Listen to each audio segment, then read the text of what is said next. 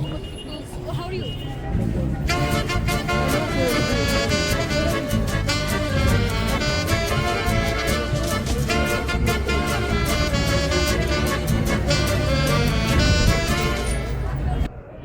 Sveiki draugai, esame Kabulo centre, miesto senamiestyje, ką tik užsiropštėme ant stogo, esančio šalia turgaus, apačioje zuja milijonai žmonių, atrodo, kad visi kažką veikia, kažkas prekiauja, kažkas siūlo paslaugą ir visai nesvarbu, ar tau 8 metai, ar tau 60, tu esi lygiavertis šiame turguje. Visai šalia upė, kurioje plaukia tūkstančiai šiukšlių ir miestas atrodo iš tikrųjų skurdžiai. Mūsų prigąsdino, kad turėtume čia susidurti su neramumais. Vakar išklausėme daug istorijų apie pagrobimus, apie sprogimus, susišaudimus, bet atrodo, kad iš arti nesaugumų dar nematėme ir mieste jaučiamės pakankamai saugiai. Šiandieną mūsų pirmasis pasivaikščiojimas, kaip iš arti susipažįstame su miestu.